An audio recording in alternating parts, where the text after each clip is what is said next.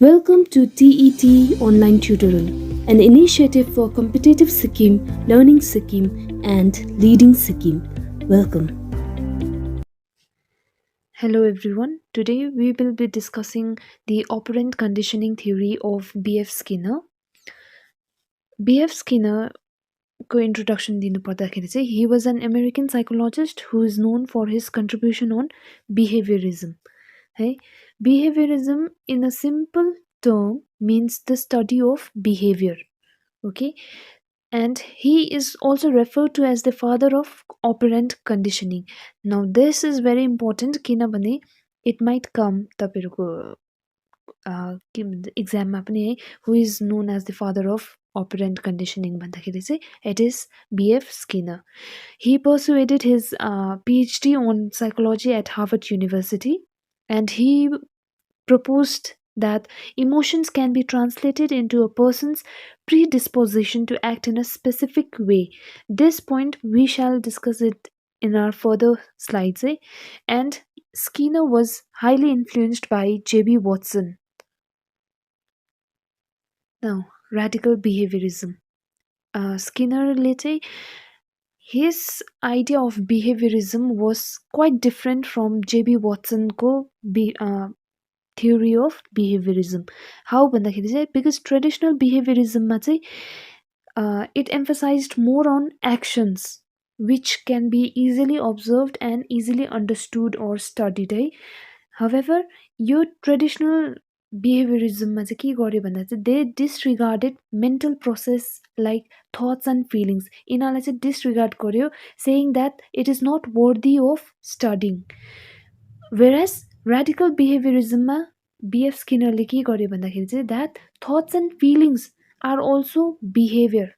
It can also be studied, and behaviors say it can be modified based on their consequences.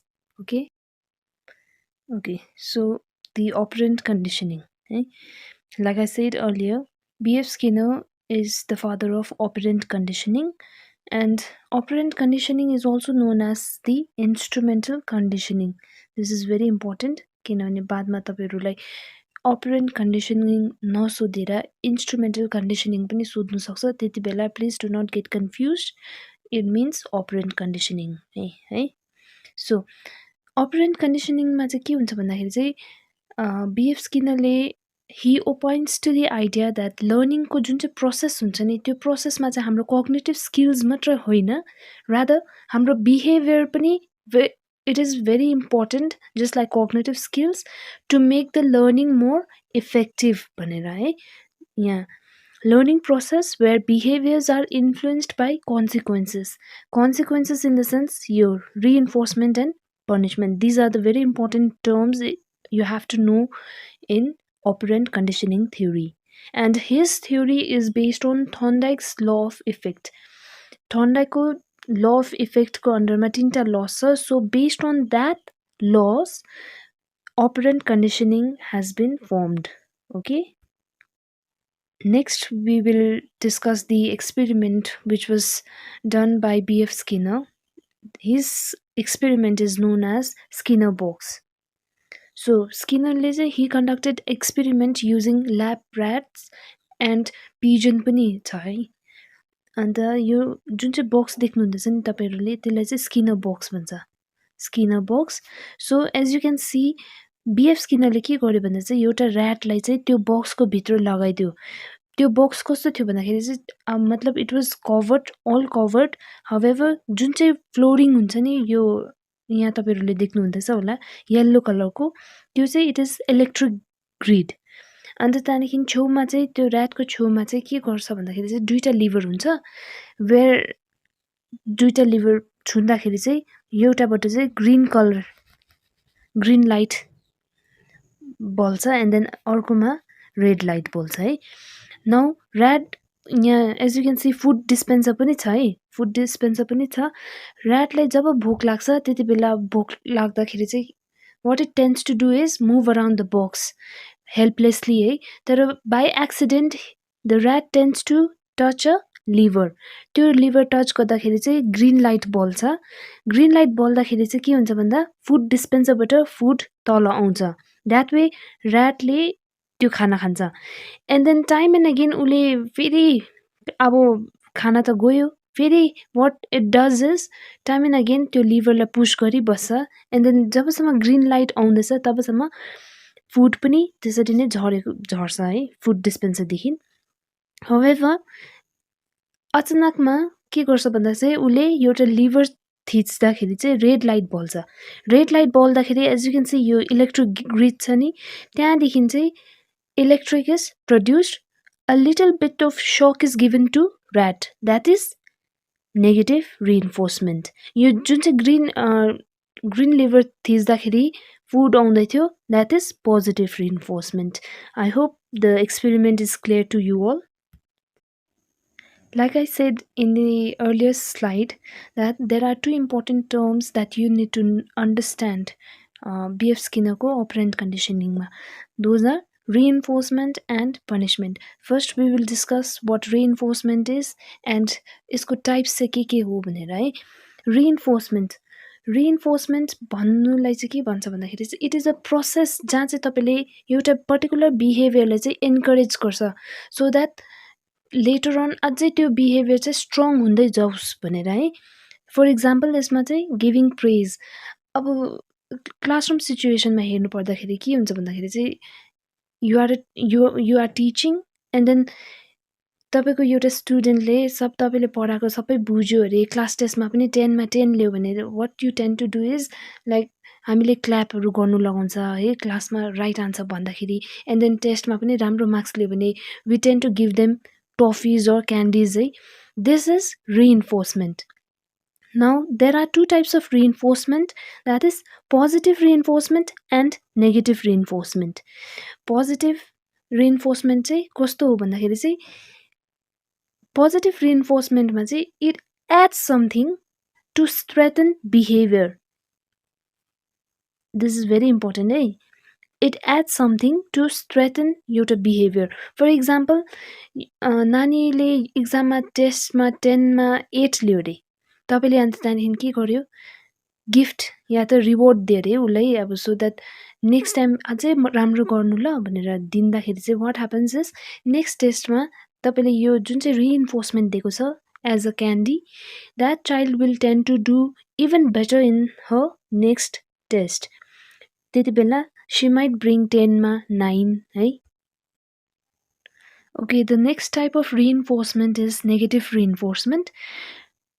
Reinforcement ma चाहिँ one thing to be very careful about is reinforcement, be it positive or be it negative, दुईटामै चाहिँ तपाईले you try to strengthen the behavior.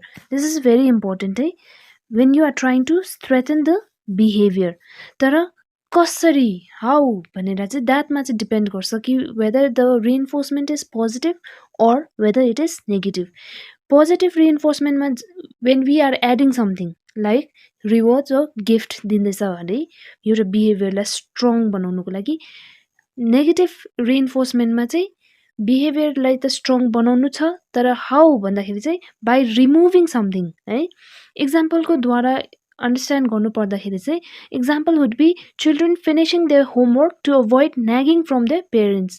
आमा आपाले गर homework गर भनेर भन्नुभन्दा अगाडि नानीहरूले होमवर्क पुरा गर्नु, युजुअली के पनि हुन्छ भन्दाखेरि चाहिँ नानीहरू यो मिसले गाली गर्छ सो त्यो म्यामले गाली गर्नुभन्दा अगाडि म उहाँको सब्जेक्टको होमवर्क गरिहाल्छु भनेर डरले जब चाहिँ द्याट नानी is doing his or her homework to avoid getting scolded from the teacher, that is negative reinforcement. Okay, I hope I made clear. So this is another example of positive reinforcement and negative reinforcement. Positive reinforcement ma ke hundaicha bhandakiri the child must have done something very good, that's why the teacher is rewarding him hai trophy diera. So negative reinforcement ma if you see, this might be a little bit tricky है यो बुझ्नुको लागि। So as you can see यहाँ siren है जुन चाहिँ loud हुँदैछ नि ल त्यो छ, साइरेन इज गोइङ अन, अन्त टिचरले चाहिँ के गर्छ भन्दाखेरि जबसम्म स्टुडेन्टले ह्यान्ड रेज गरेर एउटा सर्टेन बिहेभियर देखाउँदैन तबसम्म the siren will go on. However, the moment the child raises his arm, the siren goes off. This is negative reinforcement. The next is punishment. Punishment is just the opposite of reinforcement. Please do not get confused. Reinforcement ma हामीले के गर्दछ reinforcement भन्नु बित्तिकै we are trying to strengthen a behavior. तर त्यसकै opposite is punishment. Punishment मा चाहिँ we are trying to decrease a certain behavior. Okay, decrease the behavior. So punishment मा पनि there are two types, positive punishment and negative punishment. Let's look into the positive punishment. Positive punishment मा चाहिँ when we are adding something negative, नराम्रो कुरा के हामीले add गर्दछ in order to decrease a certain behavior of a child, त्यो चाहिँ that is positive punishment. Most favorable example would be scolding a child for misbehaving. एउटा नानीले क्लासरुममा पुरा हल्ला गरेर तपाईले पढाउँदै गर्दाखेरि हल्ला गरेर बदमास गरेर अरू स्टुडेन्ट्सहरूको पनि अटेन्सन डिस्ट्र्याक्ट गर्दछ भने चाहिँ what we can do is त्यो नानीलाई स्कोल्ड गर्छ है. That is positive punishment. Okay, the second type of punishment is negative punishment, which means removing a desirable stimulus to decrease a behavior. When you are removing something to decrease a certain behavior in a person or in a child, that refers to as negative punishment. For example, taking away phone from a child for not doing the chores. एउटा नानीले काम गरेको छैन भने उसकोबाट phone छिनाएर लानु, that is example of negative punishment.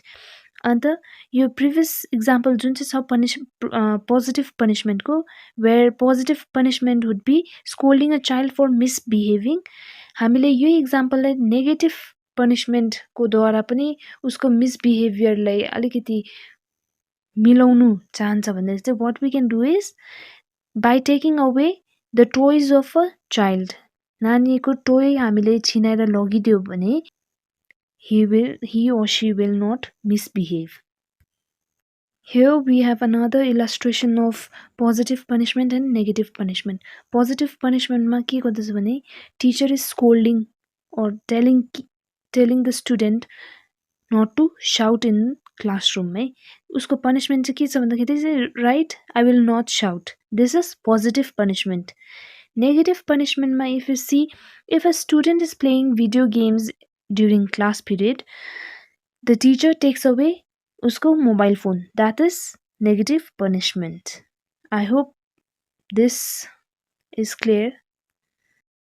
So we move forward to the schedules of reinforcement. Schedules भन्नु बित्तिकै remember it is rules. कहिले चाहिँ हामीले चाहिँ reinforcement adapt गर्दा or use गर्दा चाहिँ हुन्छ भनेर है. Broadly चाहिँ this schedules of reinforcement has been categorized into two, जुन चाहिँ छ continuous scheduled reinforcement and then second is partial reinforcement.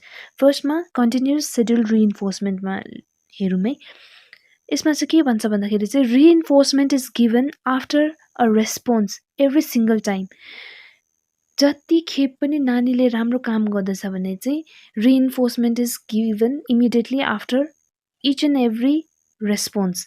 For example, हामीले हाम्रोमा पेट डग्सहरू छ अरे, उनीहरूलाई एउटा टेक्निक सिकाउनु छ अरे, सो हामीले सिकाउँदै पछि we tend to give them some treat. That is continuous schedule reinforcement, when you are giving reinforcement after every repeated action. Okay. The second schedule of reinforcement is partial reinforcement. Further, it has been divided into 4 reinforcement. First is fixed ratio reinforcement. Fixed ratio reinforcement मा चाहिँ के हुन्छ भन्दा चाहिँ reinforcement is given after a set number of responses. For example, 5 वटा spelling correct भन्यो भने त्यहाँदेखि चाहिँ a reinforcement is provided. That is fixed ratio reinforcement. The second is fixed interval reinforcement. Fixed interval reinforcement मा चाहिँ के हुन्छ भन्दाखेरि चाहिँ reinforcement is given after a fixed time interval. For example, monthly salary जुन चाहिँ हुन्छ that is also fixed interval reinforcement. That is one of the example of this. The third is variable ratio reinforcement. Variable ratio reinforcement चाहिँ reinforcement is given after an unpredictable number of responses. So you cannot predict the numbers of responses. जहिले पनि दिनु सक्छ, be it after 3 responses are made correctly, त्यति बेला पनि you can give reinforcement, or maybe 15 number of responses आइदा you can give reinforcement. There is no fixed numbers of responses. यसको example हेर्नु पर्दा चाहिँ gambling है, हामीले gambling है, we never know कि gambling गर्दाखेरि कहिले चाहिँ हामीले रिवॉर्ड पाउँछ भनेर or reinforce पाउँछ भनेर we never know. So that is one of the example of variable ratio reinforcement. Finally, the variable interval reinforcement. Variable interval reinforcement मा चाहिँ reinforcement is given but कहिले भन्दाखेरि चाहिँ at unpredictable time intervals. You never know कि कहिले चाहिँ you will be getting reinforcement भनेर. यसको the best example would be self-employed like shopkeepers हरु. दोकानमा we never know कि एक दिनमा कति सेल हुन्छ भनेर. So the reinforcement or the profit of a day, it depends कतिको सेल हुन्छ भनेर एक दिनमा है. That is the example of variable interval. So finally, the educational implication of operant conditioning theory. This educational implication will be very important है तपाईहरुको examमा, किनभने assertion and reasoning मा this यही कुराहरु it might come. So first educational implication of the operant conditioning theory would be teachers can use positive reinforcement to foster motivation and increase student engagement in learning. The second is by providing immediate feedbacks helps reinforce learning. Okay, immediate feedback, अब supposing test दियो अरे, त्यहाँदेखि immediately you check the test paper and then you give feedback कि कहाँ चाहिँ काम गर्नुपर्छ भनेर नानीहरुलाई भन्यो भने चाहिँ they can learn, or त्यही जग्गामा they can bring more improvement. So third is understanding reinforcement schedules, जुन चाहिँ हामीले भर्खर we had discussed, will sustain motivation of the students for learning. To sum up the operant conditioning theory of B.F. Skinner, his theory emphasizes that learning occurs through rewards and punishment for behavior. Skinnerले चाहिँ केमा emphasize गर्नु भएको थियो भन्दाखेरि चाहिँ that any pleasant consequences like rewardsहरु जुन चाहिँ छ त्यसले चाहिँ हाम्रो actionलाई चाहिँ it reinforces, which ultimately leads to the repetition of the same behavior time and again है. तर on the other hand, if unpleasant consequences आउँदैछ हाम्रो behaviorले गर्दाखेरि we are getting unpleasant consequences like punishmentहरु पाउँदैछ भने that will weaken the action and behavior. So that is what operant conditioning theory is all about. So I hope you enjoyed the lesson. Thank you. Don't forget to like, share and subscribe to our channel. Your support keeps us going. See you in the next video.